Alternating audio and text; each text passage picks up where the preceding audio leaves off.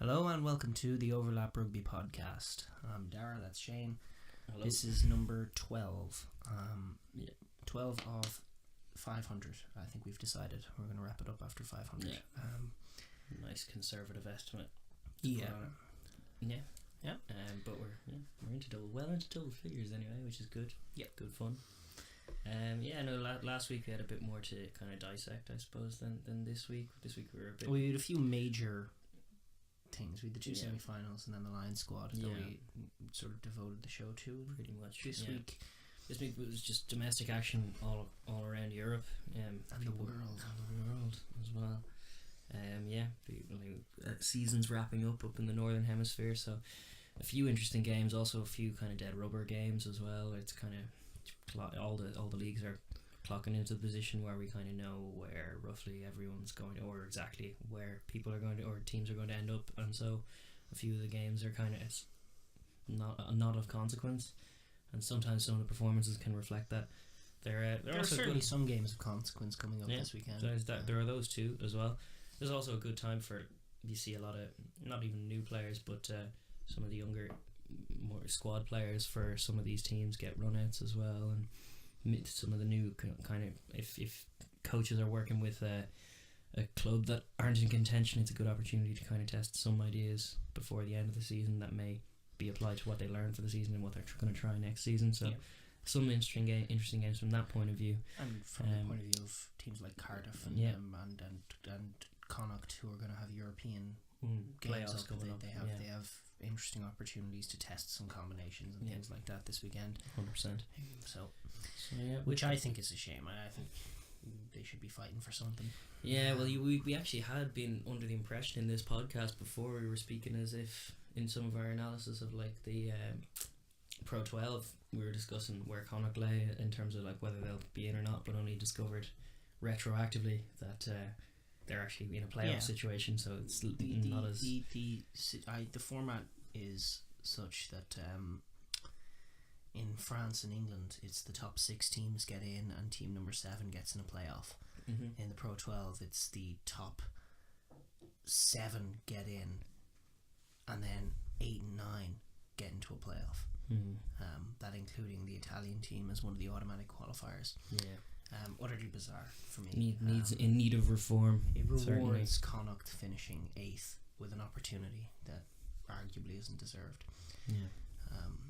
All they had to do was finish above Edinburgh, and the same is true of the international qualification. All Treviso have to do, or Zebra have to do, is finish above each other, and all Glasgow had to do, who have had a poor season, is finish above Edinburgh. So Glasgow have been having dead rubbers for weeks, but I digress. Oh no, our ball has fallen down. That's the first time that's happened, even though it's been precariously perched before. There we go. Well done. And the computer's gone off as well. It's all gone to hell. I suppose I just want to start with a fun note. 2 games with wild endings this week. One was I was at the RDS. Well, I'm not sure if you heard about it, but the floodlights shut off with 90 seconds left or so to go. Yeah, it was a mad Glasgow experience. playing for something. Yeah, it was like it finished on that score. It was 31-30 at the time. I was glad the floodlights didn't shut off 30 seconds earlier. Because 30 seconds earlier they were in our half on our line, or in our 22, attacking. Then we turned over the ball, huffed it down deep. They went back and recovered it, but they were well inside their own half, and then the floodlights shut off. So the argument that it sort of killed their momentum was not true, because we had just defended them. And then they came out with a flyer with a cool set piece move immediately off the scrum that happened 20 minutes later. But no, it was really fun. I've never experienced it in my life. Been going to the RDS for years. Never. People holding up their phones. Everyone held up. I was holding up my phone torch as well, and there was cool pictures that came out of it. It was certainly a bit of fun. Bad on the players, but fun for the crowd. Fun to be a part of. As far as the game's concerned, it was, Leinster picked a weak team, and Glasgow didn't really show up for the first half, and as soon as they put on Finn Russell, the class of those Scottish internationals started to show, and they really looked the better team. Credit to Leinster. I'm delighted that we maintained our home record. I was a bit dismayed when I saw the selection that we were going to throw away our home record, but thankfully Glasgow didn't show up for the first, and we managed to rattle off a few early scores. They're good at scoring with that team. I haven't been convinced all season long with that kind of axis around the midfield of Noel Reid and Rory O'Loughlin at 12 and 13. It's very lightweight when we don't have the ball. It wasn't even Noel Reid. It was Barry Daly. It was Barry Daly who started. Noel Reid came off the bench, was it? Yeah. And actually, Noel Reid was a bright really spark. Well. Yeah, he was saying he justified his best passer in Ireland criteria, demonstrating that with a fizzer of a flat pass out to Byrne for Kirshner's try, which was well executed, well taken as well. Yep. You know, the boys can all play, no doubt about that, but more compared to some of the, like, I don't know, there have always been this, as Leinster fans, there's always been like that, the kind of the B team is not the right term, but kind of like the Six Nations team, I suppose, the one when all our lads are summoned for international duty, there has to be a unit there each season for those purposes. They figure it out usually around the start. We throw a few results away normally after summer in kind of warm up mode, and that, as well as choosing like your cup side for the campaigns, that also has to effervesce up as well. What side are you selecting when they're not there? And this season more than others, even though despite our impressive winning record, I've not been entirely convinced with the play from that setup. I'm not convinced by mainly Rory O'Loughlin at 13. I think he's a fine winger, but I think at 13 he's a little bit I'm not saying I disagree with that, but they've mixed it up fine, and they've won matches. Like they had Kirshner at 13 for a while in March. They haven't really fallen on a good second centre partnership for sure. But where we've had the Ferg O'Malley's in years gone by, and they haven't quite got that. They'll probably have it next year. Wait till you see. But no, certainly that the team have won games, which is all you can ask for. And no, I was fine with it. I thought it was a particularly weak team that we named this year. Number of contributing factors to that. Ross we had a lot of injuries. We had a lot of resting to do. It wasn't necessarily a big game, and also Jack Conan got injured in the warm up. Really, was that? Which definitely weakened us. Moved down Levy to 8. Yeah, which is fine. He can do a service. He did a good job. But you know, certainly that stretched us because we had Patter Timmins on the bench then, and that was that was really stretching us. I don't know if I've seen him play. Yeah, he was fine, but not obviously at the level of someone like Josh, who would have been on the bench otherwise. But no, it was fine. It was fine to win that game. But ultimately, like that, the only reason we're talking about it is because we're Leinster fans. I was at the game; it was fun. But and that incident at the end of the game as well, pretty unique. But it was a bit of a dead rubber. Although a fun game, and 31-30, that's always a fun score. Not quite, despite all that though, and the good thing you were saying, not quite the craziest final or end climax to a game this weekend at all. No, indeed. By any stretch. There was bigger games of the weekend. Was La Rochelle Montpellier. Utterly nuts in La Rochelle. La Rochelle are starting to buckle. Yeah, a little bit at this time of year. I mean, they were winning that game comfortably again. Used doing what they've done. Used their line out maul. Victorino obviously playing really well. Just good, solid rugby without errors. And then came the capitulation. Brock James getting sent off, and then penalty tries, and just not taking care of kicks, leaving loads of space in behind. But it was interesting. I remember the commentators were commenting that they were really disappointed with French teams in general about halfway through the second half, saying, last week Montpellier looked unbelievable at home against Racing, who looked utterly abject and lost by 50 points. And now they're away from home and they look utterly abject against La Rochelle. But no, they left it late with 6 minutes to go. If you haven't seen this, it's an absolute treat. It was 40 points to 16 lead for La Rochelle with 6 minutes to go on 74 minutes. And 6 minutes later, Montpellier crossed the line, looking, from what I could see, for all money to be a try to win the game. The score was 40-37. And 3 tries later. Yeah, 3 tries later, and nearly a fourth in overtime. Ball crossed the line. Nadolo, for me, jumped on it. Really, really Hands close to getting a try. It could have been given. I would have more of a try than the Villy Leroux drop, who he did have a hand on it. But the whole down pressure and control. great resolve and just heads up, play what's in front of you for Montpellier to stick in the game. Montpellier are definitely an able team. They've been definitely guilty of that kind of French phlegmatism of not quite so much sometimes. under Jake White. I think they've been consistently improving. Well, that's what you'd expect from a Jake White team as well. Yeah, man likes winning. You would be wise not to bet against them winning this comp. I mean, the fun thing is, because after that last 10 minutes of meltdown, after what had been a pretty incident-free Top Couture's game, we are probably, if all the results go the way we think they're going to see that game again in the semi-final. Possibly, yeah. That's kind of intriguing. There are a few of them to come as well, and I think Scarlet's playing Ospreys in Dead Rubber as well around here. I'm trying to think in terms of terms. Yeah, I know. I'm thinking in terms of teams that are playing each other at the end of the season, who then will possibly meet again. We'll go league by league. We'll go league by league, but then we'll possibly have to play each other again soon thereafter. So that's kind of an interesting dynamic to have a game But La Rochelle was what I was thinking. A bit of that, like you were crediting Saracens in the last podcast about their something that you noticed in Leinster teams gone by, and just how they had their dip around Christmas, and now they're timing the business end of the season really well in terms of getting their play going and getting their systems going and incorporating them. By the same token, then with Racing, is there a bit of a tail off coming? Is it coming at the wrong time? Are they fading a bit? Are some of the systems going haywire? Or are teams just figuring them out?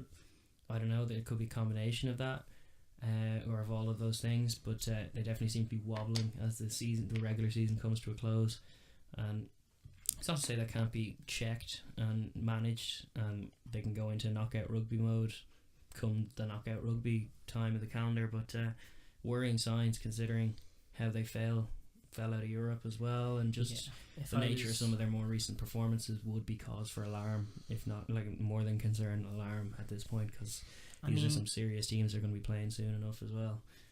Yeah, actually, as it happens, La Rochelle are in first, so they're not going to be playing Montpellier in a semi. It's going to be Clermont Montpellier. Yeah. So actually that does help them. I mean, they're going to have a home semi, and then they're going to be playing a team who are likely heavily their inferior, Toulon or Cast, probably, assuming the table stays as it is, and they'll probably win that match at home.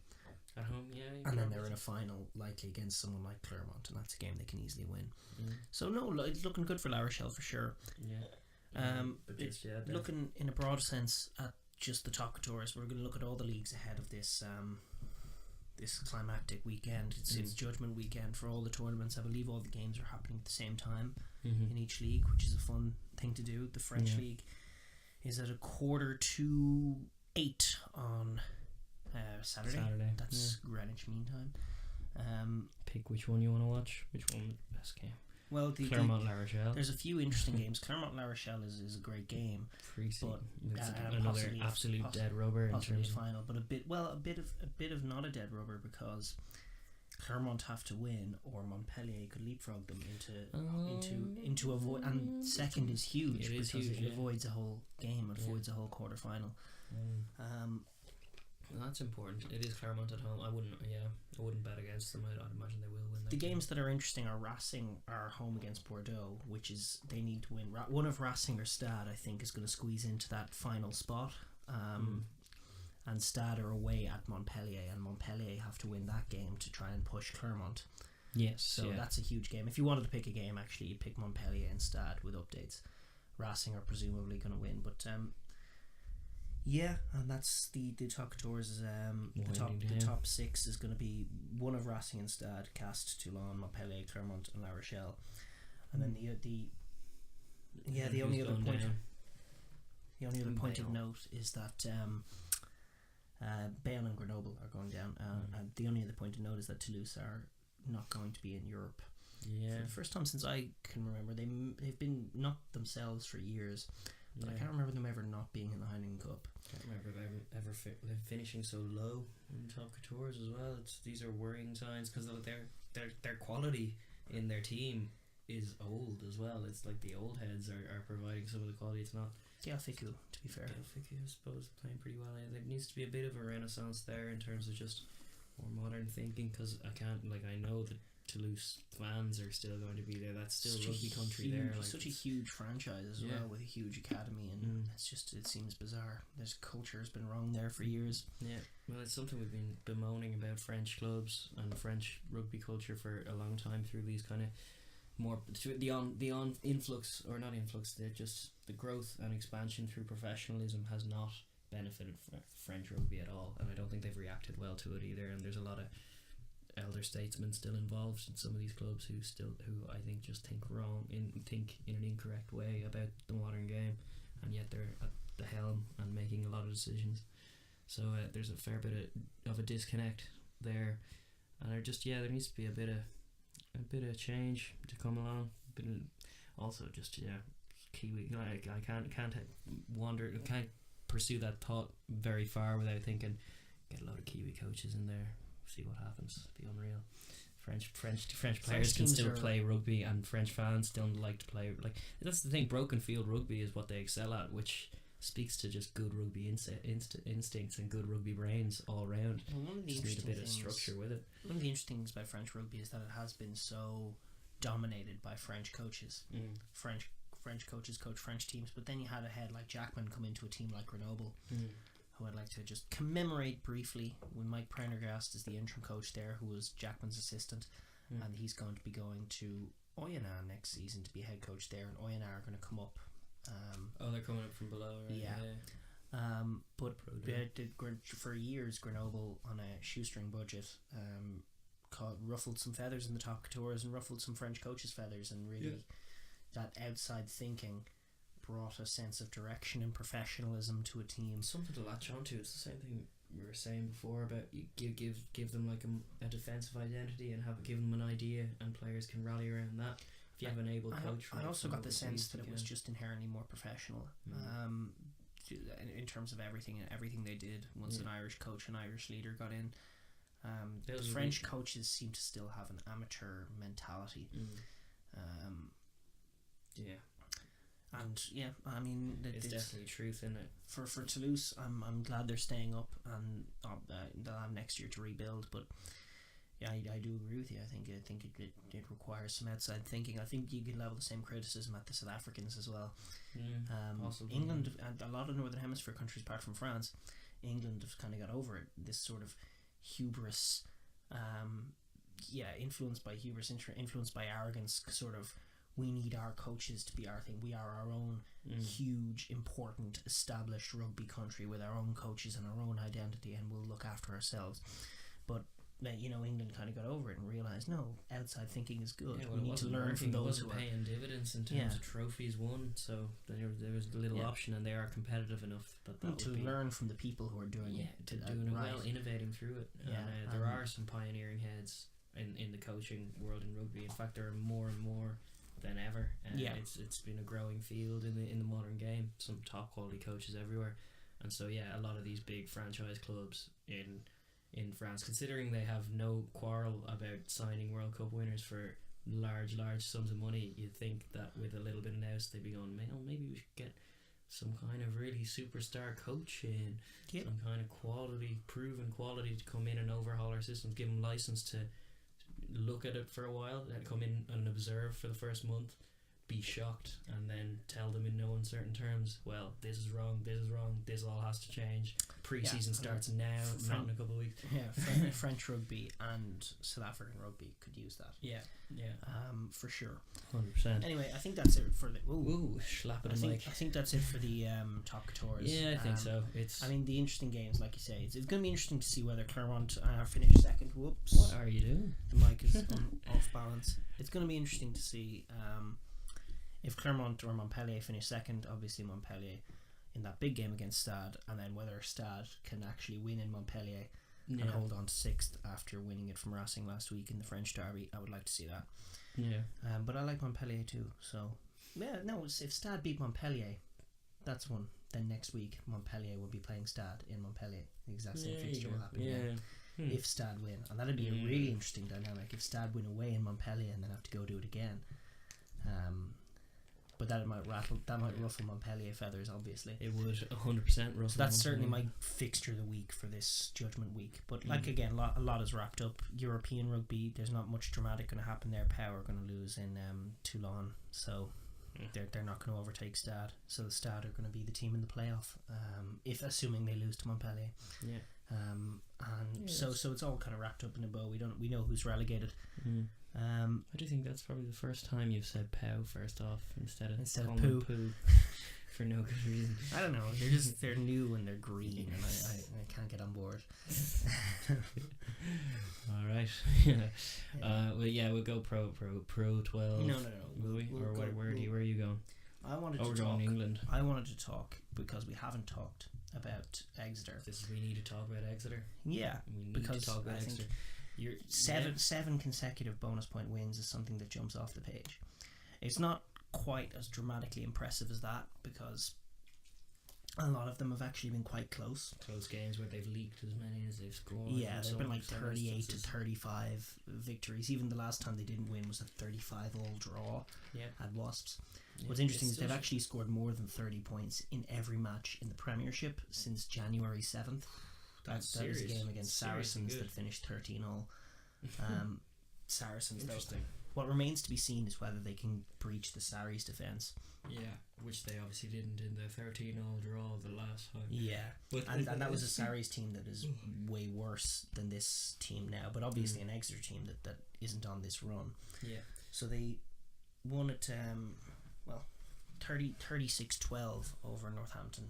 Not a good Northampton team. No, we know this iteration of Northampton aren't that impressive. But still, scoring 36 points is in and of itself a very good thing, and it shows that this is a team, like we were saying in the last podcast, that they want to score tries. That's how they want to win games. They want to spread the ball. They want to throw the risky pass if it means that there's a try on, and that's dangerous for any team to play, especially with some of the efficiency that we've seen out of them in these latest games since ever since Christmas. Pretty much they've been barnstorming, and they look dangerous. Even though they were out their last couple of European games as well, they look dangerous. I think they beat Ulster. I think they humbled Ulster. Not the first or last team to do that this season, but what I will say, I took a look at them because I haven't really been watching them. I have been knowing of them doing well and watching some highlights, but I decided to watch some matches this afternoon, and I watched some just of how they play. And it's really interesting. It's really fun. It's all about attacking the wide channels. They haven't got that many big games. Obviously, Jack Noel is playing really well for them. He's running very clever angles, and Gareth Steenson at 10 is wonderful. But it is entirely a system. A lot of it revolves around Steenson as a distributor, who's obviously playing just superbly. But he throws. They attack the wide channels, and they attack the wide channels, and they attack the wide channels, and that is how they do it. The skill sets are at times breathtaking. They're gathering for a lot of the tries they're scoring. They're gathering super hard chip kicks. They're trying to make scoring plays, very much reminiscent of a New Zealand Super Rugby team. Seeing the outstanding play, seeing where the space is, and pulling off. At times, not even a percentage play. But what I will say is that while the skills are breathtaking, the defences that they've been up against in recent weeks are really, really porous. Yeah. So again, like Steenson with a pretty simple, takes a ball, cuts an inside line, dummies a pass either side, and just runs straight through. Yeah. Some tries like that are being scored. Where will that change? And when they meet the Sarries blitz, will he be getting a bit of the other thing that happens is they throw the 50-50 ball a lot. Steenson loves to throw a skip pass. If he sees space in the wide channels, he throws that ball. And they have a few times this season, including last week by JJ Hanrahan, been picked off with intercepts. It's happened, I think, 4 or 5 times. Even today, watching them back, I saw that. And obviously, really stiff, tough defences they haven't been tested against, because like I've said earlier in this season, a lot of those teams in mid-table in the English League are not at the level. Week on week, it's definitely true. There's been a bit of a deterioration there, and just the nature of the fixtures as well means that they've been drawn up against them a bit more in the run-on. But that's no bad thing. Get them used to scoring tries before they go into finals. They're quite similar in style to Leinster.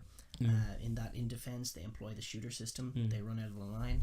And in attack, they're always looking for space, always looking to score tries, but they're a little bit clumsier in what they do. Right. Leinster don't throw nearly as many 50-50 balls. They mind the ball, even though Leinster don't mind the ball that well. Exeter mind the ball worse than them. Right. But Exeter's set piece is pretty solid. But breakdown play.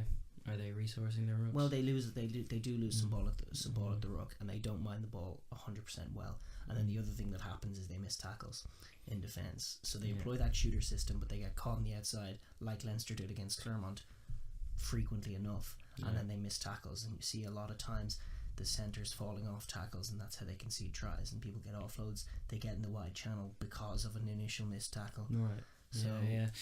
So flaws there that you'd have but to. A wonderful team, and huge credit to Rob Baxter for both his enthusiasm, because it's not a big name team. No, but there aren't a lot of players in the English squad there at all. But it's a team that's fighting and playing like a bit like Connacht last year, just joueing and taking it to the big teams and showing them up. There's credit in that. There's absolutely.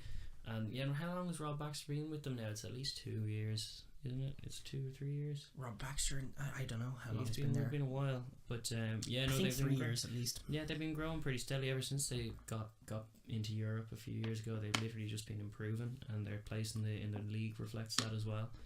Yeah, they're a serious outfit now, and another quality hard-nosed English team as well, with an ethos and with some try scoring plays. They're also just going to be an interesting kind of stylistically to throw into that final four in the Premiership. It's good for the games to come. I think Exeter they have a good chance of finishing top. Yeah, they're going to be away at Gloucester, looking at an 8th bonus point win in a row. Yeah, and if they do that and Wasps don't get a bonus point win at home against Saracens, which they're not going to do.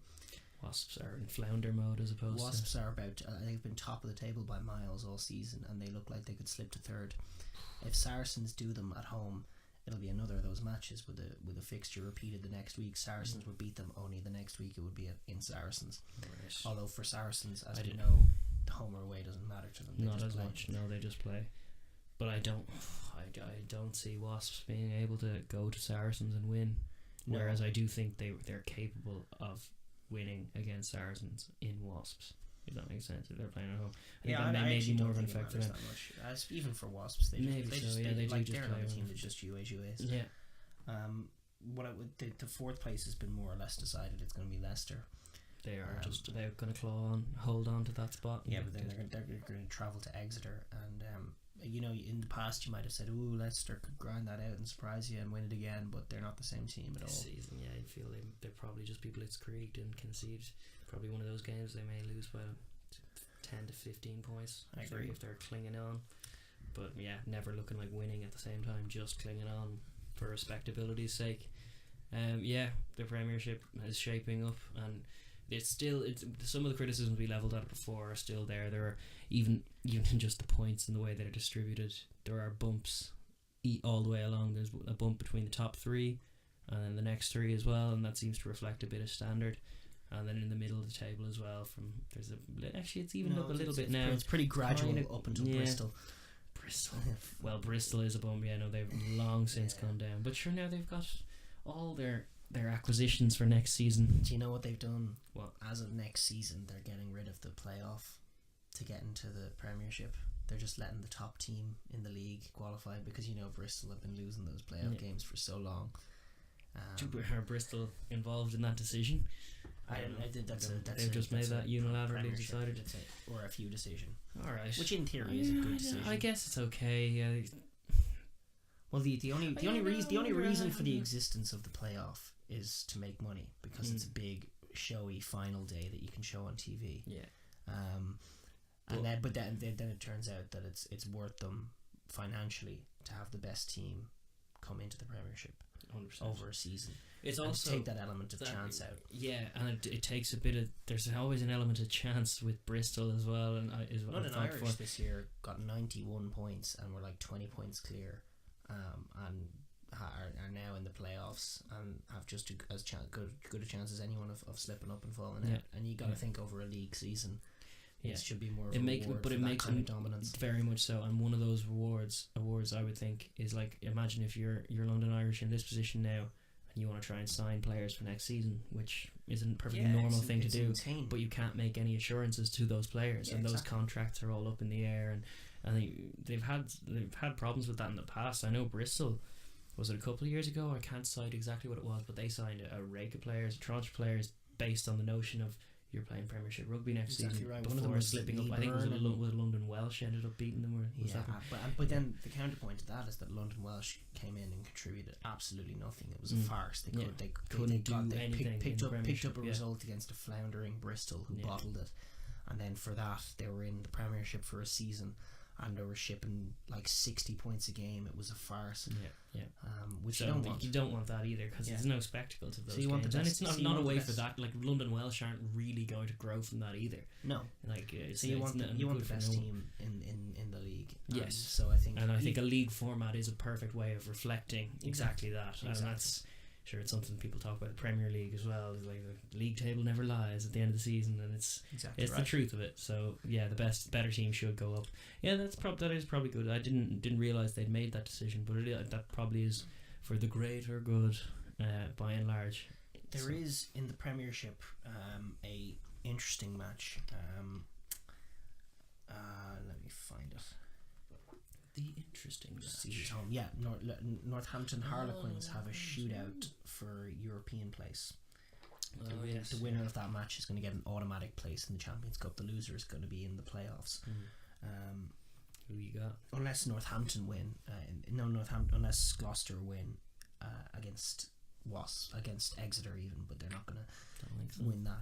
So yeah, the winner of that match is going to get straight into Europe. The loser is going to be in the playoffs. And that's a fun game in Northampton against Harlequins. Harlequins obviously in this position because they hammered Wasps, which isn't a usual thing to see this season. Yeah. So Harlequins with a bit of momentum, Northampton with no momentum. Yeah. Harlequins with a really classy operator at 10. Northampton with a not all that classy distributor at 10. Yeah, Nick Evans in great form, obviously. So that's a fun game, and it's in Northampton, which so that's if you're going to watch one game this weekend, I would suggest maybe that's it. Yeah. Good fun. Are they? They're not doing the same thing as that. Like they're not all broadcasts or kicking. They off. are all kicking off. Kicking off the exact same time as well. And that time is 4 o'clock on Saturday. So Saturday is going to be just a big rugby day. Yeah. Many of them. All of the fixtures are going to wind up. Yeah, at the same time. Yeah. Phone be going nuts. Yes. Buzzing away.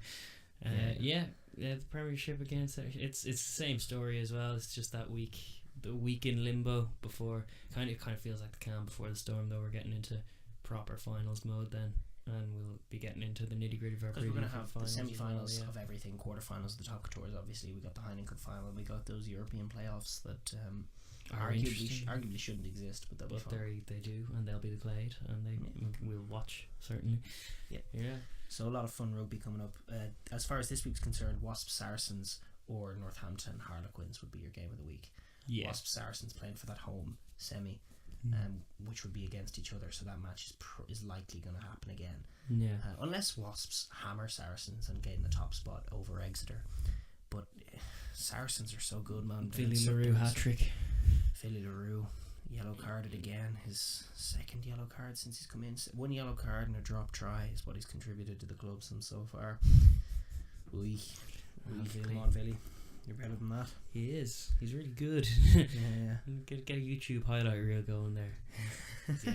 No, we like Willie. We don't like to see him not getting on well, especially in a team like Wasps, which feels like a perfect fit. When that was announced, it's like Willie LaRue going to Wasps. Yeah. You can just instantly picture the way Wasps play, and you're like, yeah, cert, get him in there. I think his confidence has been shot for a really long time. Yeah, there's a touch of the Fernando Torres about him. Is that what you reckon? He really reminds me of Fernando Torres. But Fernando never recovered. No, from that confidence destroying season that he had when he switched to Chelsea. Yeah. And he just never recovered. He's never been the same guy that he was. And that sort of reminds me of Willie. He burst onto the scene and then he just had a really hard time of it for a year. And now he just looks like he's second guessing himself the whole time. And even when he doesn't, he's making stupid mistakes. And he's just not there. Yeah, it's a shame because when you see him working his footwork in the outside channels, sure. when he was quite a distributor as well. He could come to first receiver very nicely. This was it. Yeah, that was what was so exciting about him in the South African setup, was literally that the first receiver role, because you had Pollard and himself, and there were some serious backline moves in that Henniker team. Fucking hell, what the hell happened to South Africa, man? Like, with all these players, you've Delindi and Creel and Pollard, and I know Pollard got injured, but it just feels like such a bizarre thing that happened to them. Yeah. I don't know. We'll yeah, no, we're gonna say that. There. We were discussing that just beforehand, but we're gonna have a chat about South African rugby. We've done that before. Ahead of the junior yeah. Basically, we'll get around to that at some point. We're gonna go a bit more in depth because there is a lot to say, and it's not all fixed yet. Even though their teams there's progress made since we recorded that. Pogwes. Lots of Pogwes. Wabbit. Yeah. Anyway, we're fudding around. Yeah, we'll go to Pro 12 now. Yeah. We'll just trying to get through all the round up where we are. It's not all that intriguing. Like, no, not really. But, we'll touch through a few ones thing. First off, Leinster retain their home record. On the lads. Yes. Very important. Delightful. First and foremost. I think not since the calendar year 2015 have we lost in the RDS. So that's, if we could do 2 calendar years, that would be extraordinary. Yeah. But our home semi will count assuredly as a home fixture. The final will not, although it will be in the Aviva, assuming we win our home semi, which we will. I'm assuming. Yeah.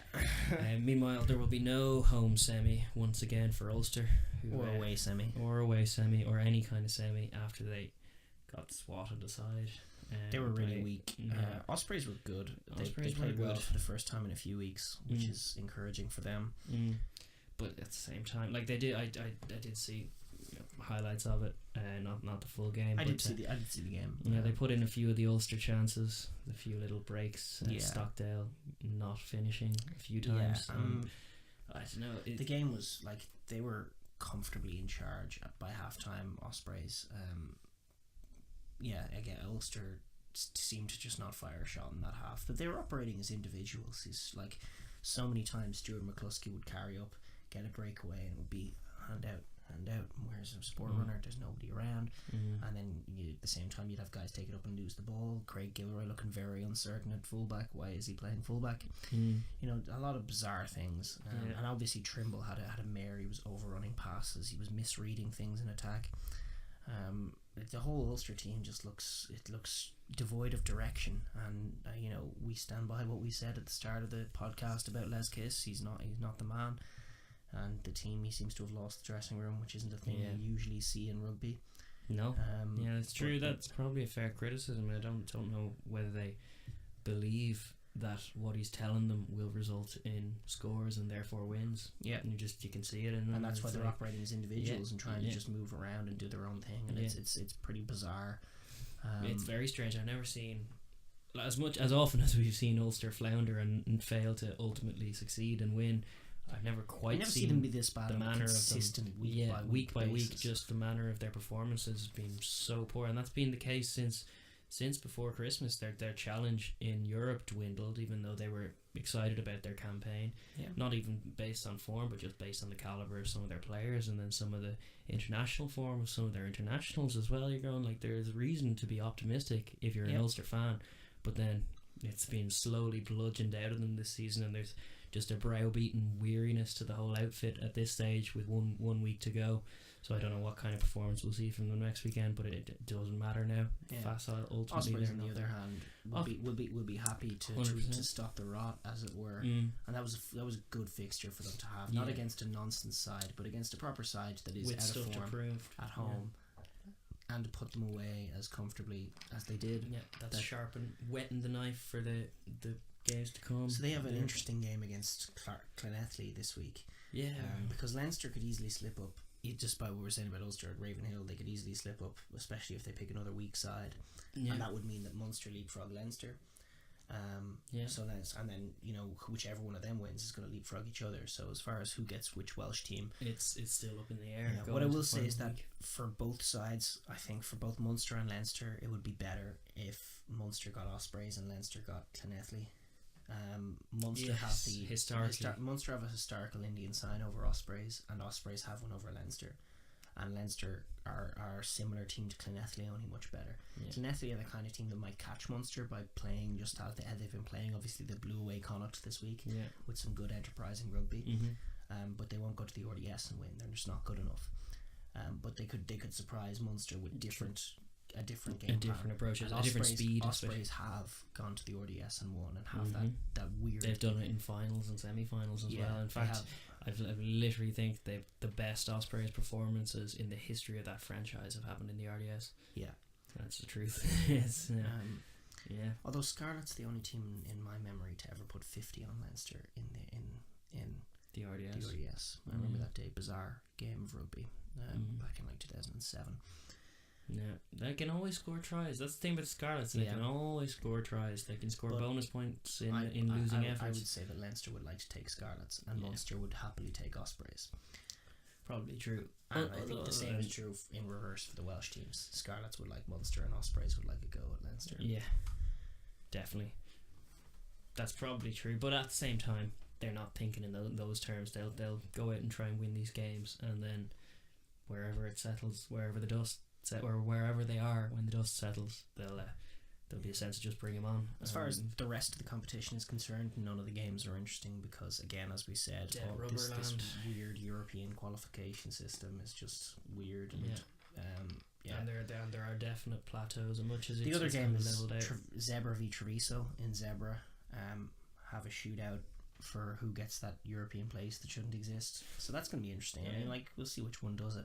And what's interesting about that is the woeful Dragons. One of them is going to leapfrog Dragons, assuming Dragons lose to Cardiff, which they will. That's true too. One interesting thing you were saying. So Dragons will finish 11th. Dragons will finish 11th. Yeah. Dragons lost again the other day, didn't they? Lost to, was it Edinburgh? Probably. I think it was Edinburgh. Yeah, Dragons just innately good.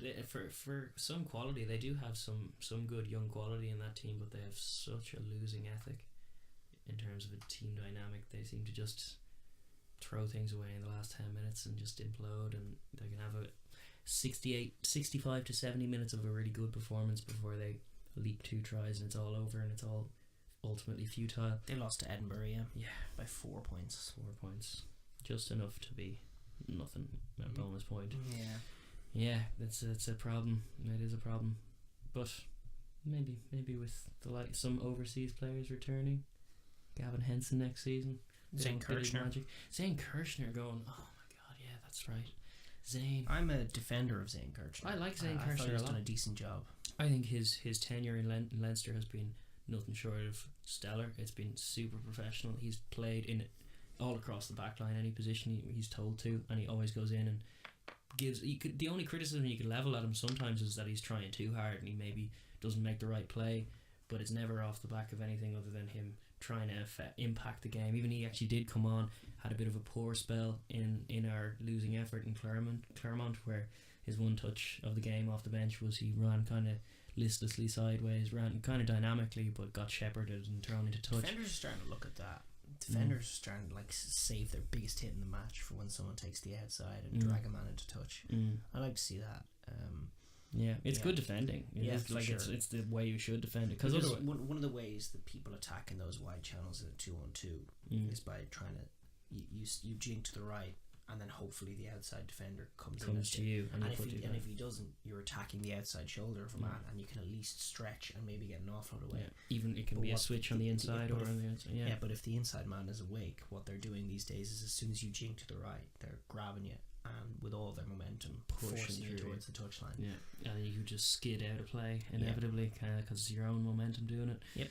It was good defending, but Zane, going back to Zane, he came here a little bit. We were a little bit skeptical because actually, do you remember when he got signed and we were initially thought there were rumours a week before that it was going to be Villy LaRue? Exactly. And we were going, oh no way, Villy LaRue, unreal, get him in a blue jersey, and watching all Villy LaRue highlights because we've been watching him burst on the scene anyway, and going look at this guy, showing our parents as well, going who's Villy LaRue? It's this guy, look at this. And then Zane Kirshner was the one we got, and it was we do know Zane Kirshner, that weird curly haired Springbok fullback, and he's occasionally goofy looking on the pitch, and we were trying to look up a Zane Kirshner highlight reel, and it was the only thing there that we could find was a drop ball, even though he does have highlights. But he has grown enormously at Leinster. He's matured. In one of the great games that I've ever seen in my lifetime. He made a crucial error. It was a game between South Africa and the All Blacks in Ellis Park. And the South Africa, the Springboks, because of the big Roman Poit gate in New Zealand, he gave Bismarck an unjust red card, and so the All Blacks ran away with a bonus point win there. So South Africa, as it turned out, to win the comp had to win the fixture 5-0, and they had just got their bonus point try, which gave them the lead. And the crowd was as loud and amazing as an atmosphere has ever come off on the telly. It just was an utterly compelling game of rugby, phenomenal stuff. But the All Blacks had 3 tries, and then the first thing they did off that restart, ball came back to Zane Kirchner, carried back, and he booted it miles deep on the full, and the All Blacks from the ensuing line out got the bonus point try, and then the crowd just flattened and the team flattened, and the All Blacks won the game 38-27. But after that Jean de Villiers bonus point try, they were really in with a chance of doing it, and Kirchner kind of tossed that away from them. And I just remember being totally deflated about Kirchner after that, because that was when he was about to come to Leinster. But to be fair to him, he's done a job. He's done a serious job, and he's grown as a player. He's learned an awful lot here, I think when he came, I feel like he's learned what a proper haircut looks like. Yeah, he did that first. That was symptomatic, though, of some of the more serious. Why would you have long hair in South Africa, in Africa, because it was and then short hair in Dublin? That doesn't make any sense. It was just a bit more proper to be with the long. The weather, I don't know. Either like to be sweating or my ears to be frozen. I don't know the reasons behind that. But he's always like a super solid boot. So he's a very traditional fullback, despite all his. But he does try things. Yeah. And he has learned to try things. Yeah. He's lived in that atmosphere now enough where it's more about expression on the pitch, especially for a back 3 player that he should be doing that. He scored a lovely try the weekend as well. A lovely way to cap off his time at the RDS. Beautiful little pirouette on the inside. I forgot to mention huge standing ovation that Mike Ross got when he came off after his retirement. That was great, and he's a credit. Yeah, he absolutely bridged a gap between Ireland not being capable of scrummaging at all to Ireland being able to hold our own in the scrums to now Ireland being elite scrummagers. That has been all Mike Ross, who has bridged the gap. We've only remained competitive through those years that we were breeding the Jack McGraths and Ty Furlongs and all these Bents and all the people that we have now. Breeding Bents. We imported Bents. That's true. But who did we send away? We actually played him again. Wasps. Was it Wasps who have him? Jamie Hagan. That's the one I was thinking of. We have been breeding props ever since. But he was the one to come in and be rock solid in that position. So a full credit to Mike Ross. He's a huge man and some Leinster man. Anyway. I've got a interesting, this is the news segment, which we kind of abandoned. It's not even a segment, it's just a couple of things I found that I didn't know what headline to give them. Yeah. Ian McKinley got called up to the Italy squad. I saw that, I was going to say that earlier on. That is class. Great for him. Yeah. That's a great story, the Ian McKinley story. It is one of the stories we are complimentary of the IRFU on this podcast. But that is one of the areas that they got it demonstrably wrong. Are they still doing that? We still don't. No, I think he came to the RDS and played. So. Oh, that's true. Yeah. Because it happened at underage a bit before. No, he had played for Leinster when it happened. Yeah. No, I mean in terms of not him, but the goggle gate as it were. But there have been a few underage kids and stuff who weren't allowed to play, and then there were mothers complaining about that, and there were a whole media furore about it. It's like, why is this the case now? He wants to play rugby. He can play rugby. Loves playing rugby. He just wears these goggles now, and now he's not allowed to play rugby. Why is that? It made no sense at all, and it was wrong, and it deprived him of the right to play for Leinster for a time. He announced his retirement after having that accident and being blinded in one eye, and he was a bit obviously wayward and listless for a while before finding his feet in Italy of all places. And it's no harm for a former Leinster out half or any kind of Leinster export to be plying their trade in Italy. No harm at all, and I hope they pick him. And they'd be wise to be honest, because they have nothing Yeah, else. I was kind of thinking that they should be putting their focus on Carlo Canna, but certainly as an impact sub, I wouldn't mind or even taking the Luke McLean role at 12 as a second distributor. Yeah, could be an interesting. Have Luke McLean at 15 or not in the team. No, I would go for not in the team. Do you want to know? Got Padovani at full. I don't even know if what it would feel like to look at an Italy team line out and not see a Luke McLean somewhere. He can be wearing 10 or 12 or he 9 15 he was for a while. 3. Stick him at 3. Oh, Michel Campagnaro, I forgot to mention, part of that Exeter team, kicking ass at the moment. Oh yes, yeah. He's a good player. He's a good player. Genuinely good player. Yeah. That's why he's not playing for Treviso or Zebra. Yeah. He's getting paid for rugby, which is not something you can say for a lot of Italian players. But yeah, no, that's it. I think that's just a really good story. It kind of brings it full circle in the feel-good story factor in rugby. Ian McKinley's struggles, and then the pioneering, the innovation through it as well. Those goggle things are class. The fact that he can catch a ball now, even though he has no depth perception. We are going to skip over that one and go to Super Rugby. Okay. Yeah. We watched some Super Rugby this week. We did together. First thing I want to talk about, I didn't actually watch Crusaders, although because I've been watching them so much, and this seemed like a same as kind of game for them, and so it proved. Another 48 points racked up for this juggernaut. That's it.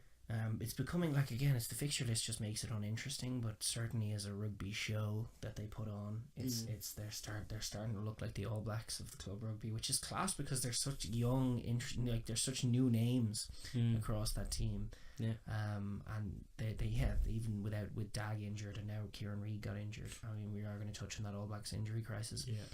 Like that's should be enough to cripple that side. And to slow them down at least, but it seemingly isn't. It's not because, but that's because they're just playing rugby. Exactly. And it's like Kieran Reid occupies that jersey for however many years because he's Kieran Reid, and you're not going to drop him.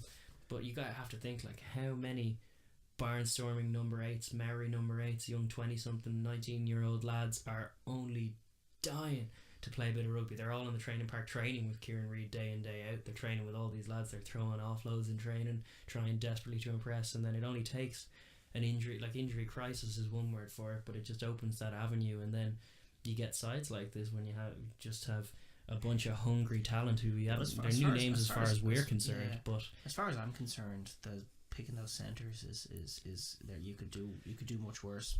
Yeah, because like at the moment they have been picking Leonard Brown, who's injured, I think, and Fekitoa last year, and that was that was the only weak point. Fekitoa doesn't have the vision to play centre. He's got a jinky step, but he doesn't have the. He doesn't hint of the old problems we were criticising Munster for as well. With Taute, just a bit of centres killing some otherwise good play, backline stalling through them. The degree to which those guys are just working together and gelling is so refreshing, and I think the All Blacks could do worse.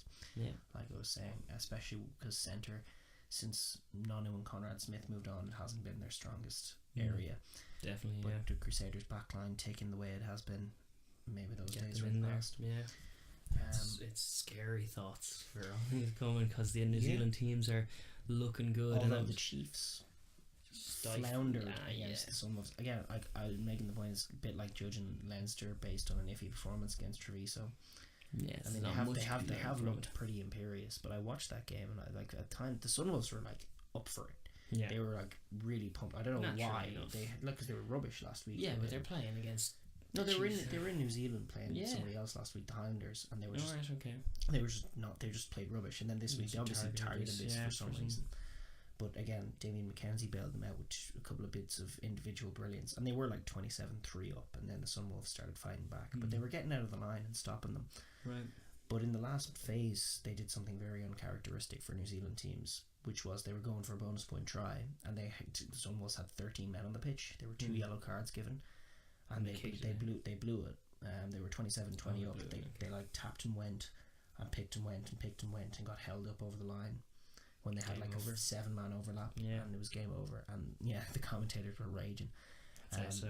But that's not characteristic of good teams, and Cruden did not dominate that game the way he should have for a guy who wants to be All Black 10. He's so far removed from All Black 10 at the moment, which is a strange thing given his quality and just even that conversation of a couple of years ago. But that is all All Black number 10 is just all Bodie, and there's no two ways about it. It's going to be Bowden Daragh. Yeah, Bodie is insane, man. You can't drop him. He's not like there's always talk about Bodie as an impact sub because of that pace he brings. But you've got a guy playing on that level, you start him and you don't take him off. Yeah. It's the truth of it. The game we watched together. We watched a couple of games together. We watched the Blues play against the Brumbies, which was interesting. The Brumbies v Blues, I should say. It was in Australia, and the Blues won it, and the Blues looked superior. And even though the Blues aren't quite the finished article, that was what we were watching throughout the game. It was interesting. They deserved to win the game. They scored 3 tries to none. I liked how the Blues were playing. Yeah, they just weren't finishing moves. Yeah, always a lot of times the last pass was errant, or that the ball's not controlled entirely well at the thing. It's like these are all fixable problems. Like their season's still young enough as well. It's just a shame get the conference they're in, because in terms of points they have more points than the Brumbies at the moment, even though the Brumbies are top and they're bottom. But they're a quality side, same as all the other New Zealand sides. They're a quality team, and they have quality. Yeah, I like Duffy on the wing. I like Michael Collins. I think they're like a really cool, interesting, functional side. Yeah, and I thought it was Gatland at 10 was one performance we noticed as well. Yeah, really solid operator. Haven't seen much of him before, but has all the clever and playing at the right level compared to what was the name? What was the name of the guy for the Brumbies?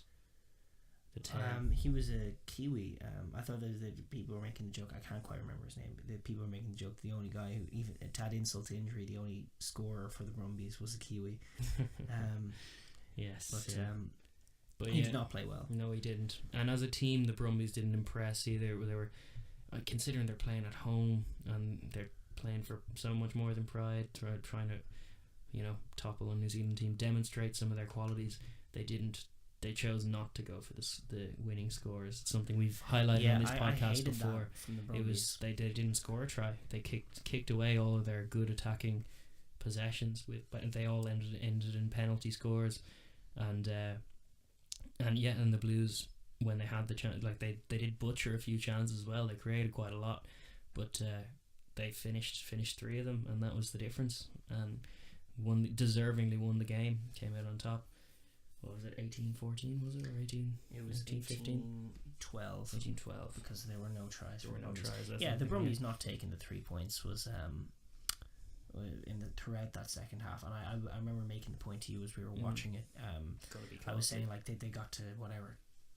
It was 13-12, and they went from like 13-6 to 13-9 to 13-12, and I was saying that's them busting alone, pouring it all on for a 20-minute spell where they're only getting 9 points. This weird thing that Munster did with Sarries as well is like, and that I suspect Gatland teams might do, is like you're misunderstanding the opposition you're playing. The Blues are going to score tries. You're not going to hold them to 13 points. You should understand that you need to score tries to win games, and you should understand what you're doing when you're taking 3 points. Yeah, you're saying that you're turning down one of however many opportunities you're going to get to score a try, and you're going to need to score tries to win this game. And eventually the Blues did find that winning score, and it was a good score, and I thought it was justice. And like I say, the New Zealand teams are sky high, far and away better than the Brumbies, than the Australian teams. And although Gatland was good, he missed a lot of kicks, and that game was nowhere near as close as the score suggests. Yeah, true. It's something that does bug me a lot. Yeah, I hear the sound of Ralph Keyes in my head. Ralph Keyes is an Irish co-commentator. He's a former player and now pundit as well. But I just have so often have I heard that where it's an Ireland team who've maybe made a line break in the middle third of the pitch now, and we're flooding through. We got chopped down just in the 22. We're attacking, phase, and then penalty advantage, phase again.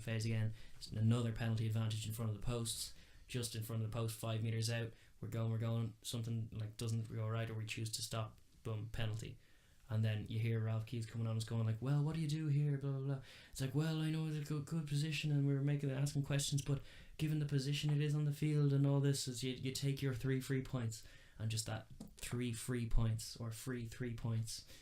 It's not free. It's a dumb phrase. You're spending the 7 you may have got for the sake of the 3. It comes at the cost of giving up position, momentum, and a chance for 7 points. Exactly, all of those things. Which as well, it comes up. There are a lot of instances where an interesting question that I think gets dismissed in commentary too often. You're going like, you take the 3. It's the natural thing to do. But like, is it a lot of the time? If you focus on it, and one of the things, like, we're just saying this, but we've been thinking about this for well over a year now in terms of when to take the 3. And it's anecdotal. I know we don't actually have data, although it would be interesting to corroborate some data. Yeah, but every time we seem to notice it, and it's amazing how you can see when you become obsessed with it, when you become like a rugby junkie. The patterns that form in matches, and you can know at the time, and I say this to you at the time, like, when the match is going, you know the try is going to come. It's like, this is going to be another of those scenarios that we see every week where a team takes 3 to make it a 1-point game, and all of a sudden it becomes an 8-point game. And it's like, oh no. It's like, how could we have known that they would go and score a try? Now we have to go and do all that work we've been doing for the last 20 minutes. Those patterns and those momentum shifts form. Yeah, and it's also like, psychologically, what do you do to a team who has just been defending their line ferociously for 5 minutes and then see that the kicker is going to take a punt? Grand. Have a bit of water under the post, only concede 3 points, get back at it with a restart. No problem at all. Complete new mindset. And you take your foot off the throat when you do that. But the other one that I was going to say that it comes up in is in terms of killing the clock towards the end. You see a lot of times teams earn a penalty with like 75 minutes or something, and they're maybe 3 points up, and it's like, all right, we'll take the kick. Yeah, that's like, a terrible why decision. Are you made? What? Teams are starting to not make that decision. Yeah, it's true. It's changing now, but you used to see that all the time, and you used to have people defend it up in the Northern House for going like, oh, that's the prudent, that's a savvy call. Take your minute and a half. Take a bit of drink of water. Take all the time out of the clock, and make sure you get it. Get 3 points. We've talked about that before. I call that the Ireland-France 2007 rule. Yeah. What happened in Croke Park when Ireland should have won a Grand Slam that year. Yeah. They were 1 point up, got a penalty from a huge maul on 77 minutes, took the 3 to make it a 4-point game, and France won the restart, went up, scored a try. Vincent Clerc, great try, but heartbreak. Yeah. And it's like, what are you doing though? You're inviting that destruction upon yourself instead of taking the reins. Like you're saying, like we've been proponents of this on the thing. Like you kick to the corner, you have a 5 meter maul, or if you have a 5 meter scrum, same difference. But you should be backing the caliber of your offense from set piece to score a try at least 7 times out of 10. Yeah, or most of the time. Most of the time. Certainly enough that the difference between 3 and 7 is tangible. It is, exactly. And if that being the case, then if all you have to achieve from kicking it into the corner, if you're 3 points up or 2 points up with 4 minutes left on the clock, instead of making it 5 points or 6 points up, why not just kick to the corner, back your ability to either score from the maul, or if the maul goes down, just hold the ball up in that part of the pitch. What's interesting for me is that from the Brumbies' perspective, that's not really on this occasion. That's not really exemplary of a conservative mentality, because that's not what really we associate with Australian rugby. It's not what's true of Australian rugby. I think in this case, it just exemplifies for me a lack of bottle. No, a completely confidence shot nation when it comes to rugby. A team that's just used to being beaten and doesn't know how to win anymore. That is permeating Australian. It seems like week on week that's almost developing. It's cultivating. That you didn't watch was the Waratahs Reds game. It was the Aussie derby that the Waratahs just won. First game in a million years that the Waratahs have won, and it was dire. I mean, again, like and the Aussie commentary were talking like this was one of the better games of the season. It was awful. There were errors throughout the game, really simple mistakes being made. Neither team attacking well, but then as soon as an attack clicked, there were missed tackles aplenty. I mean, like any decent attacking teams would have been 40-all. Any decent defences would have been 0-all. Like there was nothing going on. And Bernard Foley again, like even though he was part of the winning team and he kicked them to victory, a lot of wild passes. Nick Phibbs passes to the floor. Like the skill set from these Aussie internationals, it was stunning. It was scaring me. It was so bad because I was thinking like, who do you pick? I'm looking at guys who've been Australian stalwarts, Rob Horne, Bernard Foley, Curran as well from the Brumbies' perspective, but Nick Phibbs as well, whose ball skills are so poor. And Phibbs' passing has been an issue for a while. I'm not a big fan of him as a player. But I mean, it's scary from an Australian perspective. I don't see a team that can compete. Yeah, exactly. I mean, and they're going to be in a league with an Argentinian team that is going to be peaking like they usually peak. A South African team that is probably going to be improved somewhat. I mean, certainly in terms of the caliber of their individual operators and like the skill sets individually isn't a concern for South Africa. Yeah. In the same way that it seems to be for Australia. Yeah. Whereas like you can't even get into systems talk if you can't then, pass from 9 to 10 without having it skid across the floor. Yeah, and then you have Bledisloe. 3 games against Australia, another embarrassing. But like you thought they've reached peak embarrassment, but I mean the way they're playing, I mean 80 points isn't out of the question. It's downright awful stuff. And even though the Waratahs won, I remember just sitting there. I was tired in the morning watching it, and I was like, "There's no winner here." No. You may think you have won, but you have won nothing. And So Australian rugby in disarray. Nothing is new, but it seems to just be week on week. There's new developments in this storyline of terrible Aussie play, and it's just growing. There's another highlight reel, lowlight reel. Thing that I wanted to say before we move on to Sharks Jaguares, which we watched together, was the Highlanders seem to be finally clicking into gear after a really shaky start to the season. Aaron Smith hadn't been playing well for about a year now, but he's really hitting his straps. Throwing some cool passes, but they're not hitting the deck anymore. He's moving quicker. He's at the breakdowns quicker, noticeably. And all of them, Ben Smith, who's had a ropey start to the season, looked really, really good, really, really solid. And Waisake Naholo had his best game of the season too, and blew away a Stormers side that just didn't know what hit it when it came to New Zealand after a good start to the season. Which is what would happen to the Lions, I'm telling you, by the way, if they ever had to go to New Zealand, which is a damn shame that they don't get this lesson learning New Zealand tour the way the Stormers have had to endure it. It's a shame because they're going to be present at the end and they're going to have home fixtures. They may have home fixtures through the final because they have such an easy run in. They were pushed by the Force this week in another game I watched. The Force pushed them right to the end. They're not that good. But and then again, like, we're going to get into the South African team, but like, one of the bones I have to pick with the Lions, if there were any Lions fans watching this podcast, I'm sure they would have picked up on a sort of irksome tone I've had towards them, is that they can't make up the majority of the South African team because culturally and thematically they don't suit them at all. So if the Lions end up emerging as this faux best team in South Africa and then dominate the Springbok team, you're going to see the same thing happen to the Springboks that happened last year. Which will be just rudderless, terrible play that leaves them exposed. As soon as the Lions are level. matched physically and are met with like a tough, stern blitz, like, they're going to be showing up so fast. But I digress. We'll move it's not going to happen, no. so it doesn't matter. But we'll move on to Sharks beating Jaguares in a crazy basketball rugby kind of game. Match, my favourite match of the weekend. It was good fun. It was. Both teams like to attack. Both have good players in throughout the team. Some seriously athletic second rows on display. Very young athletic second rows for both teams, going around trying to play a bit of basketball. Some errors from both of them, but I still wouldn't fault them because I think the future is definitely, like, I think Brodie Retallick has been a little window into the future of second row play, and I think in the next generation of second rows will all be serious ball players and operators around the park as well, and we're starting to see more of that in Mero Itoje as well, and all these like classy athletes.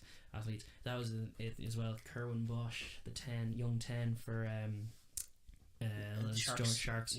Really impressed me. And who really impressed me was Smith at fullback, another young guy. But I remember I was watching the match before. I'm a fan of the Sharks. They were once upon a time my selected Super Rugby team of choice to follow, and I still kind of have a soft spot for them. But I'm really encouraged by young guys like 22, 23 year olds in the centre. There was a lot of that. And Smith, but as well at fullback. And then they have those ancient wingers, Ndungani and Mvuvo. And it's quality players. And then Smith at fullback was a really enterprising counter-attacking player who manufactured my favourite try of the game. Beautiful play break off. For both sides, it's kind of similar. Young sides, inexperienced, not quite where they want to be, but not far off. The reason I prefer the Sharks to teams like the Lions, I think the Sharks on their day, especially if they attack teams at the breakdown and be as enterprising as they can be, they can roll over a New Zealand team, and they have done in the past. They certainly have the. I remember physically they're a very big team as well. As one thing you notice, they were bigger than the Jaguares. They were athletic. Those second rows were great.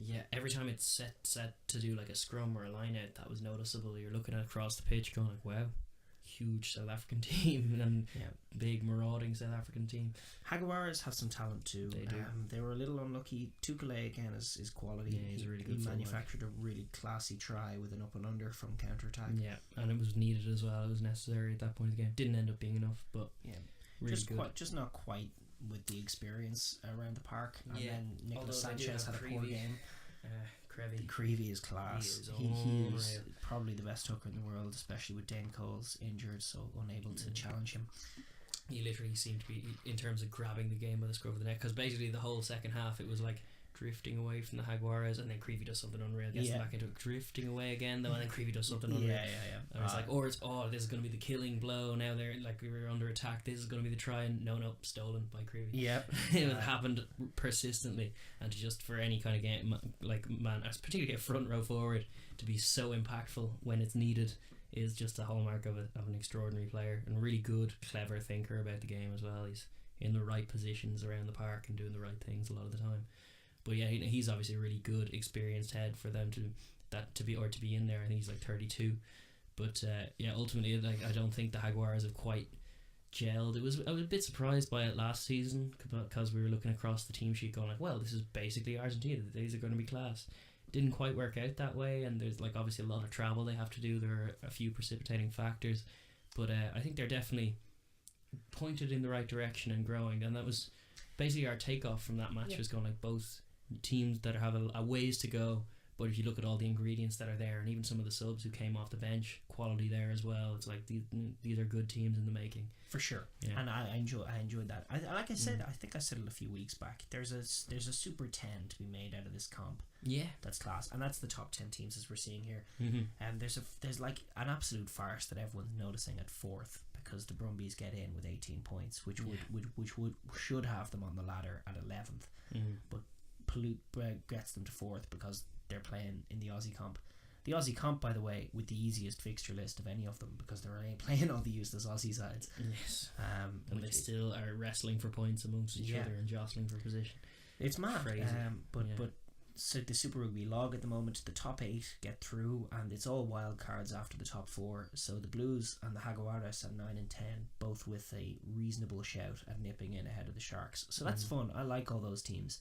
And I'm glad that Highlanders, Sharks, Blues and Jaguares are still in with a shot. Yeah. So that's going to be fun. I'm looking forward to the playoffs, to be honest. And even looking at the log, I'm fine with it. Except I'm not fine with the fixtures that are happening, but I'm fine with that top 10 group of teams. They're all fun teams who I'd like to see. I'd love to see them all in the league together. Yeah. And obviously they are. the Brumbies yeah, but I mean just together. I mean just take out all of play these home and away. Because every week it's like you're watching the Reds play the Stormers or whatever, and then the Stormers just win. Yeah. And like there's too much garbage matches. There are too much mismatches going on. But any combination of those top 11 I'm fine with, or 10 I'm fine with. Yeah. That's probably fair, but then they're trying to expand, and Sanzar have monies to make. Well, they're contracting next. They're contracting next year, so we'll see how that shakes things up. It'll be a bit of a seismic thing, and the axing of a couple of franchises is bound to make for certainly a bit of a vacuum in its place. A bit of a change has to happen. But yeah, no, we're definitely right in terms of this season has been the least interesting it has been week on week. Like just in terms of that fixture list, it's been the least. It's been gone over the borderline into farcical. Crusaders away at Cheetahs this week is not a game I'm interested in seeing. They put 48 on them. I mean it's fine, but what's the point in going to see it? Yeah. And then ultimately it'll be dwindling attendances, and like just the spectacle's not there. The intrigue isn't there in the games coming. The intrigue could come back with those teams. The only problem with the league that I formatted of those top 10 teams is that one of them is Australian. And that's in by default, you know. It is farcical looking at it. I don't know what to say for it, and it just doesn't seem. That's the other thing as well, is like when you're criticising the likes of Phipps and well, I just see it's not. I'm making the point of attacking individuals. The point I'm making is that it's bizarre that guys who have been good are playing terribly. And that is a factor. But then the other side of it is then there are the other guys propping up, bolstering up those teams, because their internationals, like the Australian internationals, are kind of dispersed through evenly enough through those franchises. But then the other players who are making up the rest of that team, who are also Australians, who are a lot of the times young guys, are seriously nowhere near as good. Well, as like yeah, a that's young Adam more or Ashley less what Cooper or something. Yeah, that's more or less what I don't see a young Adam Ashley Cooper or a young Quade Cooper, or I don't see anything like that coming from them really. There's no doubt that has been a problem, and that's sort of what you would assume is the problem. But watching those guys this week, they're playing as bad as any of them. Israel Folau, Bernard Foley, Nick Phibbs, Rob Horn were playing as bad as any journeyman on those teams. It was really quite a fright to see. Because you're thinking, if you have these 5 teams that are all playing badly, maybe there's enough pieces of a team to pick from each one to put together. But there isn't, I don't think. Well, it's just the form is kind of what they're playing. Higginbotham is playing well. I don't see much pedaling against the current. on. But it's the same that, like, if success breeds success and successful atmospheres cultivate successful outcomes, what does that say about Australian rugby then? Because the failures could breed failure. Yeah, one of the lessons of this year was what Conor O'Shea did to that Italy team for that England match. How to focus a team without confidence. Now, Italy are utterly unsavable because they're so bad. But the manner in which he rallied the team around an idea and an identity and something new, and just like when you come off a 60-point loss, what else do you do with them? Yeah, but your team is not going to be able to get themselves up for a trip to Twickenham unless you say we're going to do something different, and everybody understands that this is something that they're going to do with something creative. And all these teams need that. All these teams in these, like, they should be like the Sunwolves going to the Chiefs and deciding to get out of the line and harass them. Yeah, like, they need to rally around, whether it's a defensive move, offensive move. They need to do something different and rally the team around it and get the teams to believe in it. And that's true of the Taz and the Brumbies and everybody else. They need confidence and they need direction. And for whatever reason, throughout Australian rugby, the coaching isn't there. And it's leading to some really, really worrying results. And Michael Cheika has one heck of a job. Yeah, ahead of him. Sure, we saw him in the Aviva Stadium because he's trying to convince the likes of Curtly Beale to come home. And play for him. But that Aussie team, that went to played Ireland, went toe to toe with Ireland in that last match of the autumn. That was a decent team that was doing decent things. But whatever has happened in Super Rugby this year, I mean, he's just got been sitting back going, oh jeez, so he's got one heck of a task. It's true. Yeah, I know. We'll keep watching, but I reckon it will keep going for many weeks to come. There doesn't seem to be a change on the horizon at all. It just seems to be diminishing returns all the way back and all the way down. At the same time as New Zealand streaking ahead and pioneering, and like you're saying, the Hurricanes finding their straps now, clicking into gear. It's terrifying signs for the games to come that, like, they're just going to continue swatting aside any opposition they come across until you get to New Zealand team v New Zealand team. And then there are certain levels in that. I think that the conference is pretty reflective of the standards differences between the two, or between each side. But every single one of the New Zealand teams at the same time are like thoroughly professional, thoroughly competent outfits that can, on their day, topple any team. What's interesting from a Lions tour perspective as well is that the only team that's going backwards at the moment seemingly is the Chiefs, are sort of on a little bit of a lull. Is that going backwards, or is it just one of those lulls? Yeah, they've lulled mid-season lull. The teams that started with a lull, the Highlanders and the Blues, both are picking up steam, and that's who the Lions are going to start against. Yeah. Do you want to move on to this conversation that you were talking about? we were discussing it last week. We're gonna probably end the podcast with her. I'd say end the podcast because we're already an hour and 20 in, hour 18 minutes. The only thing is next week we're going to be talking about the World Cup draw. We're going to be previewing the Champions Cup final. World Cup draws next week, is it? The Wednesday week. Wednesday of next week. Yeah. Alright. So all those things we're going to be talking about, and then the Champions Cup final, obviously. So I mean, we'll have this conversation. Fire away, yeah. So we're going to kind of delve into a little bit about the differences in the attitudes of what a centre should do, and more specifically the role of a 12 in sides. And it's kind of there's a difference of a traditional difference, a stylistic difference from like the Northern Hemisphere v Southern Hemisphere, if you want to go big picture enough. But like there are teams existent on both sides of the equator who play either way. But there's a notion of a centre partnership, which is pretty familiar, particularly for anyone up in the Northern Hemisphere. It's kind of been a bit of a fulcrum that a lot of teams like to use. Certainly at international level, a lot of coaches like to find that first, or like to find out who their key operators at 12 and 13 are, so that they can be playing together regularly. Certainly in Ireland, we've had focus on that in the absence of we've had Driscoll and Darcy for many years, and then once that retirement came, there was a bit of furore about who are the next centre partnership going to be, where are they going to be playing from, are they going to be Ulster, are they going to be Leinster, are they going to be where are they going to be, and there's certainly a lot of merit to that, and the telepathy involved, and even the Lions is a good example. I've seen O'Driscoll talking about his partnership he struck up with Jamie Roberts on the 09 tour, and something that just worked, and something they became a good foil for one another, and they understood each other and their roles very well, and there's a lot to be gained from that. You can puncture very organised defences in through the middle with some pioneering play and interplay between those two. But at the same time, there's another argument can be made for having your 12 basically be a second 10, especially if your team, like your players dictate how you play, and some teams have two world-class distributors or two very classy players who they want to be on the park impacting the game, so why not put them in at 12? And that definitely changes the role. It changes the whole dynamic, because you're not going to be doing as many Jamie Roberts style busting carries up the middle, but you're definitely going to get your fullback involved a bit more. You're going to get those wider channels tested. You're going to stretch defences. You're probably going to be lined up a bit wider as a result, and it just offers a whole other range of opportunities to move the ball, and it means you can play at a different tempo, different speed as well. Yeah, it's interesting. You saw sort of in the early years of it's the two distributors at 10 and 12. There have been distributors at fullback and even from wingers in the past. Yeah. The distributor at 12 is a relatively new phenomenon, although the second 5/8 concept has been there.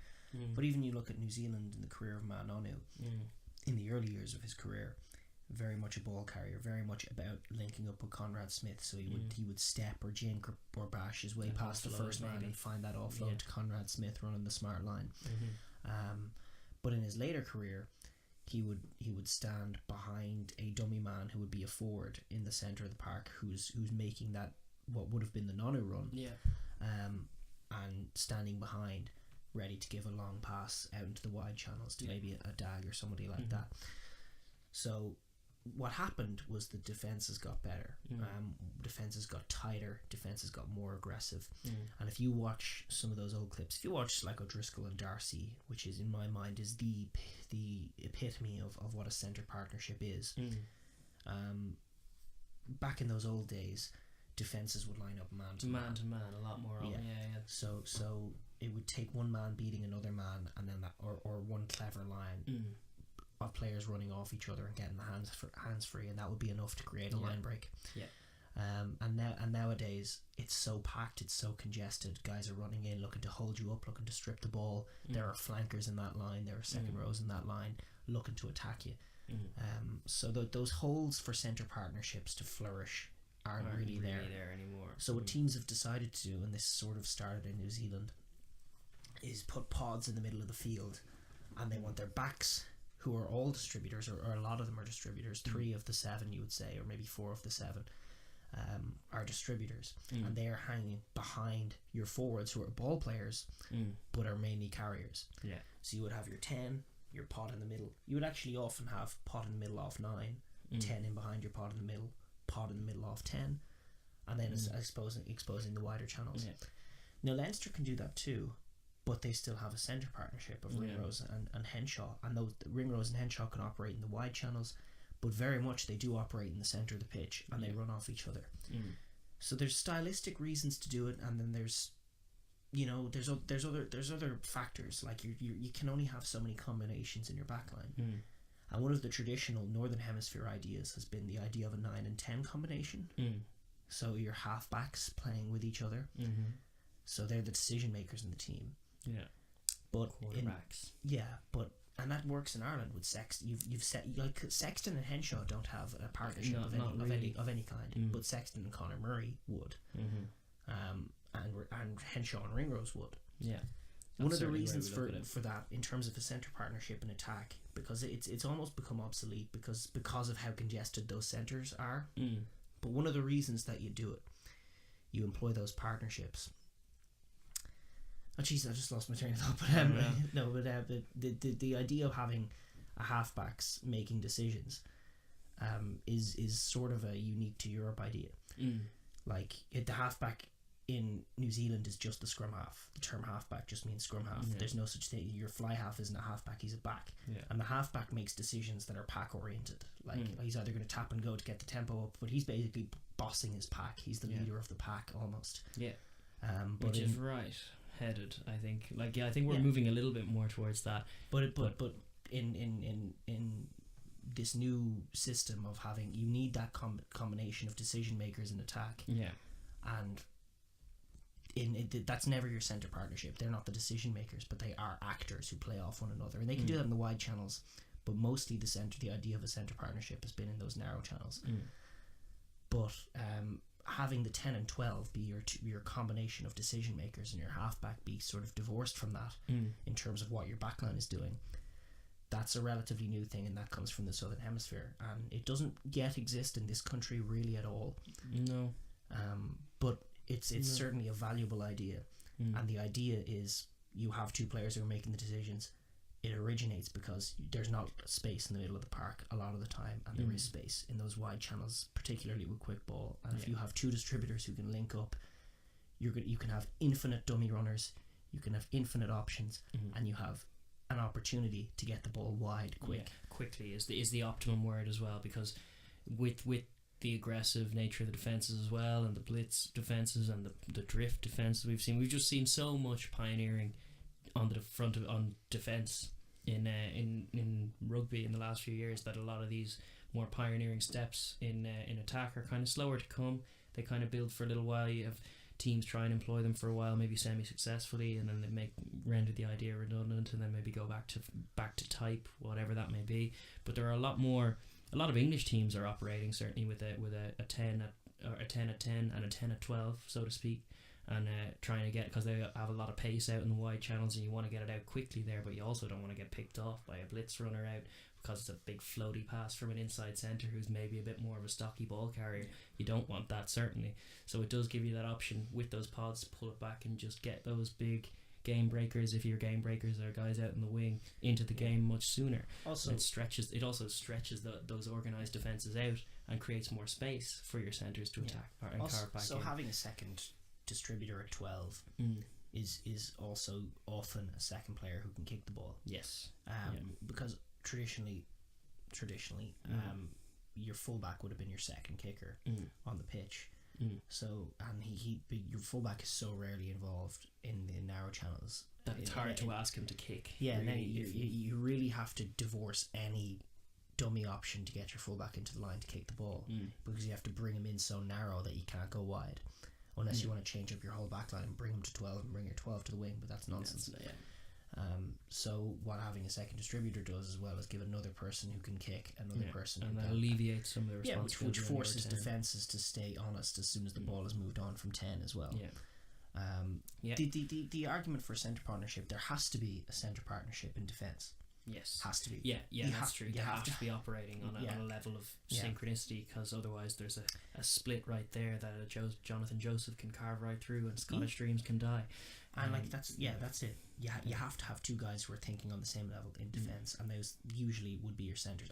Almost always would be your centres. Who are you going to bring in there? They have to be talking as well. They have to be talking. They have to know where they have to know when to shoot. They have to know when to cover for each other. They have to know when to drift. That's crucial to any functioning defence. So with that in mind, then the centre partnership will always exist. It's natural to get those guys to work together and attack as well. And the other thing, like, these are human factors. Of course, you can change things up, and there are all sorts of cool combinations in teams. Like that Highlanders team that won Super Rugby had a telepathic communication between 9 and 14. That just ripped teams to shreds in the blind side. Aaron Smith and Waisaki Naholo was incredible, but there are human factors that determine why things are as they are, and one of the reasons you're going to have a centre combination is because they work well together in defence. It's also one of the reasons why you're going to steer clear of potentially having a distributor at 12, is because when you're defending at 10 and 12 and you have two distributors, traditionally speaking, a human factor, not necessarily true, your distributors are a little bit smaller, a little bit more skill oriented than power oriented, and certainly not the kind of guys you want to get roughed up by carries. Indeed, because the other thing is, if they're decision makers, one or two hits impacts decision makers. That's why you see people laying late hits on 10s who are key men for any team they're in. You want to rough the 10 up, because then if he's frazzled, he's not going to run the game as well. So if you have decision makers at 10 and 12, then you almost certainly have to change your defense such that they're not defending at 10 and 12. Because if you have two decision makers at 10 and 12, that's the channel they'll attack all day long. Yeah, send your man on who's down that channel. That kind of buzz. The other thing is, we've seen many an enterprising team play without a distributor at 12.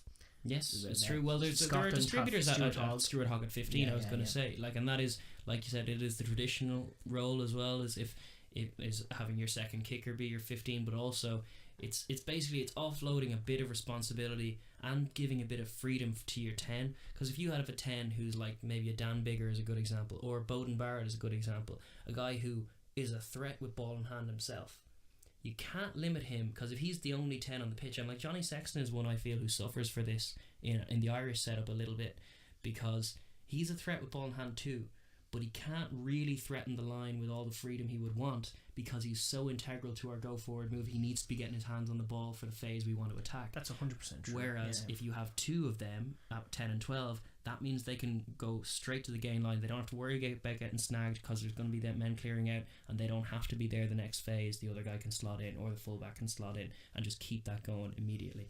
So that's where it's a really good asset to have. Yeah, it's kind of, it's and then offsetting, the other thing like is working off each other to go wide. Those loop plays off the pods, you can get your not even loops, well. Because loop is like if you have 110, you can use a loop to go wide, but it takes long and it's telegraphed. But if you have two tens exactly, and you can move the point of attack really quickly. Exactly, yeah. You can have them lined up either side of a ruck, and you can go to one first and then switch it as well. Yeah. There are all kinds of options. It you can see why it's come on as an innovation, because in the face of this really bullish defense designed to remove some of that beauty from the simple days of the game, where yes, they were lining up man for man and individual skill was enough, and that pomp and that flair, and you think your Campeses or something like that, or your Serge Blancos, and just some of those really elegant times of some of these great operators of beating a man. And that's where the centre partnership came to its fore, of little like running lines, crisscross running lines off moves and stuff, enough to bamboozle the man opposite you and confuse them about where you're going.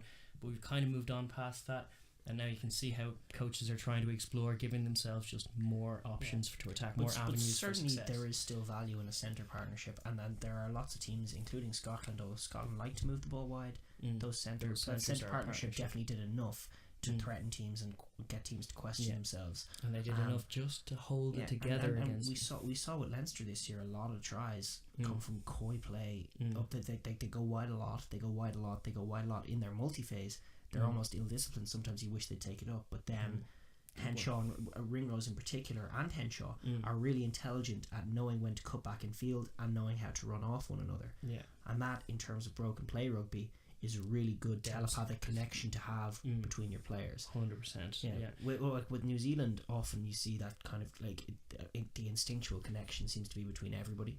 Yes, it's bizarre, but certainly if you have players who can read each other, and with guys like Ringrose and Henshaw for Leinster, it's necessary, because they do weird things with the ball in broken field. They'll go back or they'll go out, and they'll do interesting things so to try and have a read on them. You can't be as bamboozled as the defenders when you're watching your own man play. You need to know how to run off one another, and that is a great way to generate space and line breaks and tries, hopefully.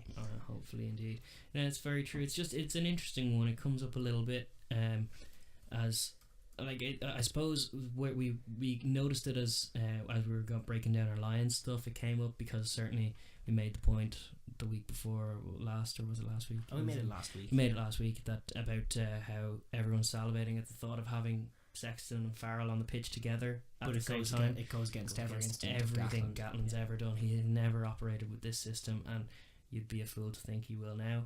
It will not happen, but it's still an interesting debate, because who wouldn't like to see those two players on the pitch together pulling strings, and then maybe Hogg at 15, like oh my god, could you imagine? You could play such beautiful rugby. I wonder will there be an ego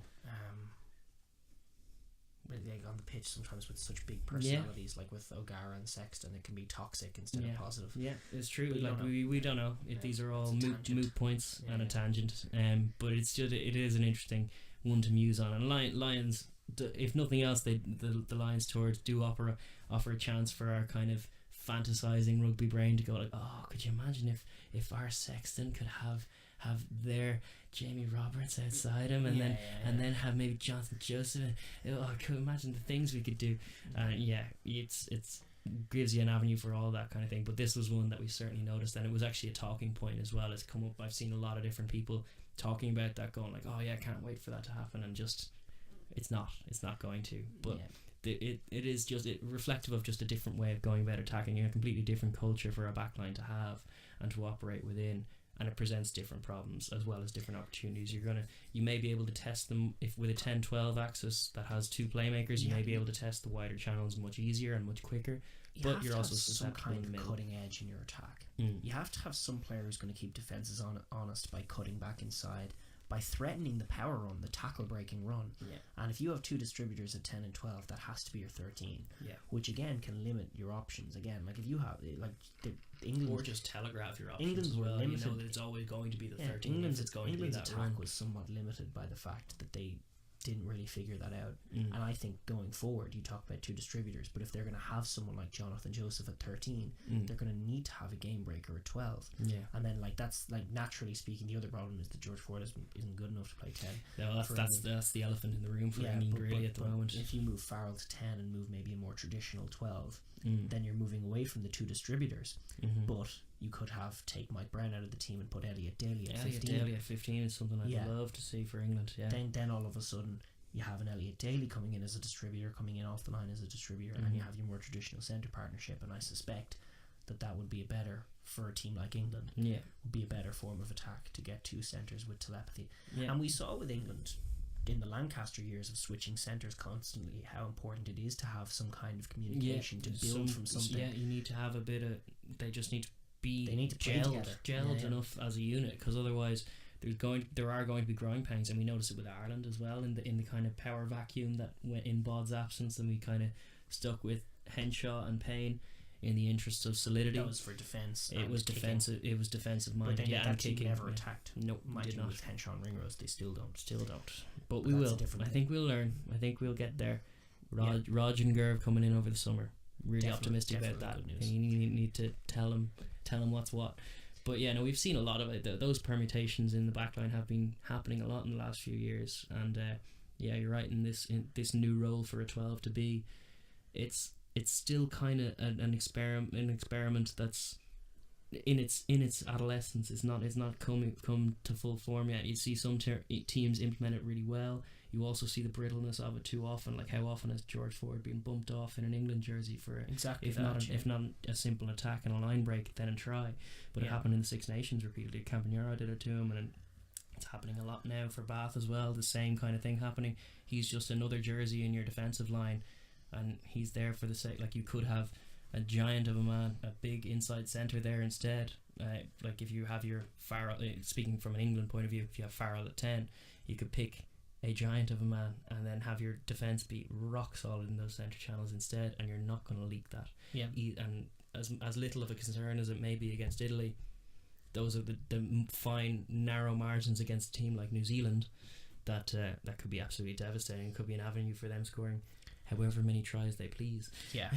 Anyway, I think that's us for this week. That was a long one. It was good because we kind of went through point by point, touching on a lot of stuff. We got into some semi-interesting tangents in the midst, but certainly we might look to pivot away from that kind of chat of it was sort of a experimental idea of just going through group by table by table, but I'm sure you can do your own research for that. From now on we might just talk about games that interest us and things like that, and try and single down our topics and get a bit more discussion going on. Anyway, that was 12. That was 12. It was a decent one. We'll be back next week with a preview of the Champions Cup final and maybe some interesting other cool things, but also a breakdown of the World Cup the draw, which will be super interesting and is super important. So get on tenterhooks for that. All right, see you. See you next week. Bye.